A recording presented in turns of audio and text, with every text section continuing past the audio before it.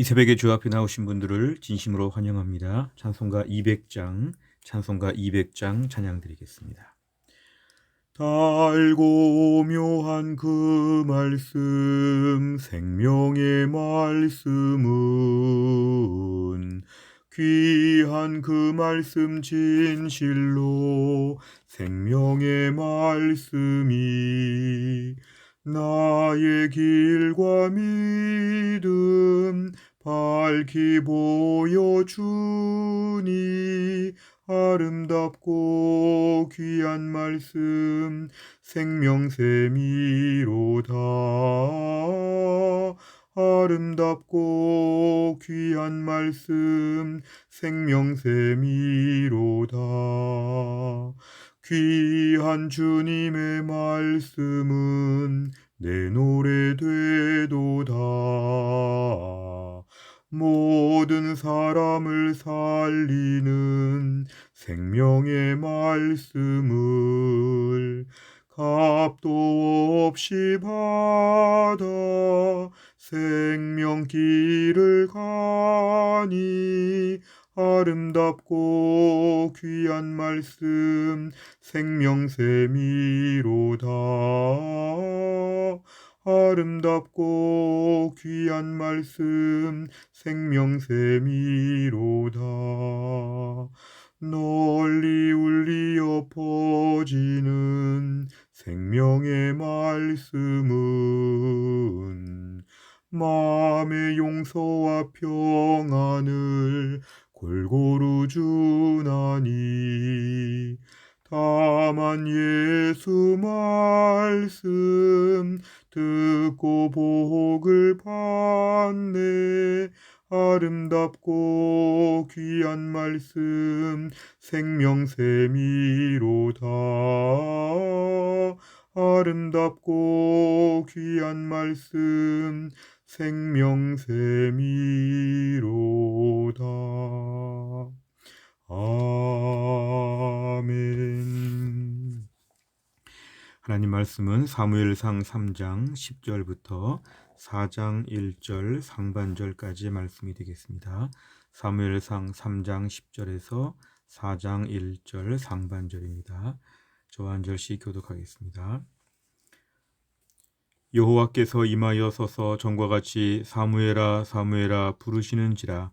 사무엘이 이르되 말씀하옵소서 주의 종이 듣겠나이다 하니 여호와께서 사무엘에게 이르시되 보라 내가 이스라엘 중에 한 일을 행하리니 그것을 듣는 자마다 두 귀가 울리리라. 내가 엘리의 집에 대하여 말한 것을 처음부터 끝까지 그날에 그에게 다 이루리라.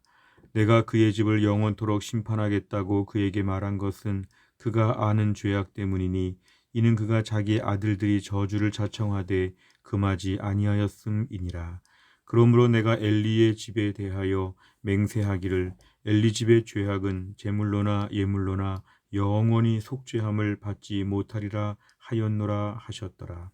사무엘이 아침까지 누웠다가 여호와의 집의 문을 열었으나 그 이상을 엘리에게 알게 하기를 두려워하더니 엘리가 사무엘을 불러 이르되 내 아들 사무엘아 하니 그가 대답하되 내가 여기 있나이다 하니 그가 이르되 내게 무엇을 말씀하셨느냐 청하노니 내게 숨기지 말라. 내게 말씀하신 모든 것을 하나라도 숨기면 하나님이 네게 벌을 내리시고 또 내리시기를 원하노라 하는지라. 사무엘이 그것을 그에게 자세히 말하고 조금도 숨기지 아니하니 그가 이르되 이는 여호와시니 선하신 대로 하실 것이니라 하니라. 사무엘이 자라매 여호와께서 그와 함께 계셔서 그의 말이 하나도 땅에 떨어지지 않게 하시니 단에서부터 부엘세바까지의 온 이스라엘이 사무엘은 여호와의 선지자로 세우심을 입은 줄을 알았더라. 여호와께서 실로에서 다시 나타나시되 여호와께서 실로에서 여호와의 말씀으로 사무엘에게 자기를 나타내시니라. 같이 읽습니다. 사무엘의 말이 온 이스라엘에 전파되니라. 아멘. 오늘의 말씀을 보시면 이제 사무엘이 어릴 때 특별히 하나님 앞에 음성을 듣는 장면입니다. 어제 말씀처럼 사무엘은 이제 어릴 때의 성막 안에서 하나님의 음성을 듣게 되었는데 그 음성이 누구의 음성인지 알지 못했다가 이제 엘리의 말을 듣고 하나님께서 지금 말씀하신다 이렇게 알고 잠자리에 눕게 되었습니다. 오늘 10절에 보니까 드디어 하나님이 다시 말씀하십니다. 사무엘아 사무엘아. 이제 하나님께서 어린 사무엘을 드디어 부르시고 이제 하나님 말씀을 전해 주십니다. 오늘 11절에 보니까 내가 이스라엘 중에 한 일을 행한다. 이것은 어떤 일을 내가 너에게 말해 줄 것이다. 그것을 듣는 자마다 두 귀가 울린다는 것은 큰 충격, 깜짝 놀랄 만한 일이 될 것이라고 말씀하십니다. 오늘의 특별히 사무엘에게 주신 말씀은 엘리의 집안이 어떻게 될지에 대한 것이 중심이었습니다. 12절에 보니까 엘리의 집에 대하여 말한 것을 처음부터 끝까지 다 이룰 것이다 이것입니다. 이 말씀은 사실은 2장에서 한 30절, 36절에서 나왔던 내용들을 오늘 다시 말씀하는 것인데요. 그의 집, 엘리의 집을 하나님이 심판하겠다고 말씀하시는데 그 이유는 뭐냐면 죄악 때문이라 그렇습니다. 그리고 그 죄악은 어떤 것이냐면 특별히 엘리에게 있어서는 자기의 아들들이 특별히 제사장으로서 하나님 앞에 악한 일을 행할 때에 거기에 대해서 금하지 아니했다. 사실은 타이르고 권면한 정도는 있었지만 하나님의 엘리에게 죄를 물으시는 것은 금하지 않았다. 더 단호하게 일을 처리하지 않았다는 것을 하나님은 엘리에게 물어보시고 엘리와 그 아들들을 다 심판하십니다. 14절에 보니까 앞으로 엘리 집의 죄악은 제물로 예물로 속죄함을 받지 못할 것인데 이런 모든 일에 대하여 이제 드디어 하나님께서 사무엘에게 말씀하여 주셨습니다. 15절에 보면은 이제 사무엘이 아침까지 누웠다가 이제 이 모든 이야기를 엘리에게 어떻게 해줘야 되는지 좀 조심스러웠는데 16절, 17절에 엘리는 사무엘에게 하나님께서 주신 말씀을 그대로 말하라고 합니다. 하나님 말씀을 전할 때 가감됨이 없이 그대로 말해달라고 할 때 18절에 사무엘은 그것을 자세히 말해줬는데 결국 이제 하나님께서 주신 큰 재앙, 이 가정의 어려운 부분에 대하여 엘리는 다 듣게 되었습니다. 오늘 19절을 보시면 이제 엘리의 가정과 좀 대조가 되는 이제 사무엘의 이야기가 나옵니다. 사무엘이 점점 더 자라게 되었는데 하나님이 함께 계시고 그의 말이 하나도 땅에 떨어지지 않게 되었다는 것은 하나님이 그에게 선지자로서의 권위를 세워주시는 이야기를 합니다. 20절에 보니까 단에서부터 부엘세바까지 이스라엘 전체 영토 안에서 이제 이스라엘은 사무엘을 하나님의 선지자로 인정하게 되었습니다. 21절에 보니까 여호와께서 실로에서 다시 나타나신다. 오늘 사실 하나님이 지금 사무엘에게 말씀하시고 또 오늘 21절에 또 말씀하시는 거 당시로서는 하나님 말씀 매우 희귀할 때였기 때문에 이러한 일은 지금 새로운 시대를 앞둔 하나님의 큰 역사이고 이스라엘의 최근의 모습을 볼 때는 드디어 하나님 말씀을 듣는 시대로 바뀌고 있다는 걸 얘기합니다. 오늘 1절 상반절에 보면 이 사무엘의 말이 온 이스라엘에 전파되었다. 이렇게 얘기가 전해지고 있습니다. 내용 관찰을 보시면 첫째, 하나님께서는 사무엘을 불러서 어떤 말씀을 합니까?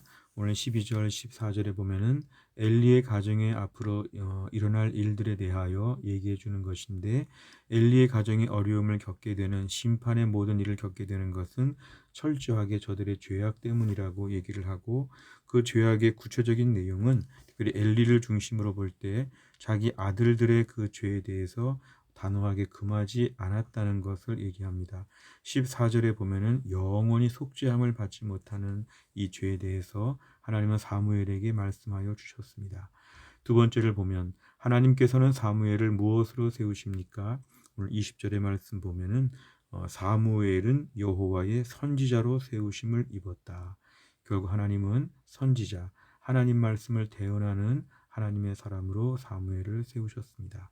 세 번째를 보면 하나님께서는 왜 사무엘에게 말씀이 하나도 땅에 떨어지지 않게 하겠다고 말씀하십니까? 오늘 19절의 말씀을 지금 얘기하고 있는 것인데요. 사실은 이 말씀 바로 뭐냐면 앞으로 하나님께서 어떻게 일하실지에 대해서 지금 보여주는 것입니다. 결국 앞으로 하나님께서 이 사무엘의 영적인 권위, 하나님 말씀을 전할 수 있는 자로 하나님이 임명하셨다는 그런 것입니다. 이건 철저하게 사무엘에게 중심이 있는 것이 아니라 하나님에게 중심이 있는 것인데요. 하나님이 세우시고 말씀 주시고 하나님이 그를 앞으로 사용하시겠다고 하는 사역자의 권위를 하나님이 세우신다고 하는 단호한 그러한 말씀이었습니다. 하나님께서는 주의 일을 하는 사람들, 특별히 순종하는 사람들 앞에서 하나님은 항상 거기에 대해서 필요한 능력과 은혜를 공급하여 주시는 분임을 우리가 알 수 있습니다. 하나님께서 일을 맡기실 때는 거기에 필요한 것도 같이 주신다. 하나님은 우리의 형편, 우리의 두려움과 우리의 모든 나약함을 아시고 일할 수 있는 모든 것을 구비하여서 하나님을 세우신다는 걸 우리가 알 수 있습니다. 네 번째를 보면 하나님께서 사무엘을 세우시고 자신의 뜻을 전하시는 과정을 보며 무엇을 느낍니까? 오늘도 하나님께서 특별히 이스라엘 백성들을 긍휼히 여기셔서 이제 하나님이 나타나시고 말씀을 주시는 새로운 시대로 될 때 특별히 하나님은 반드시 사람을 사용하신다는 것입니다.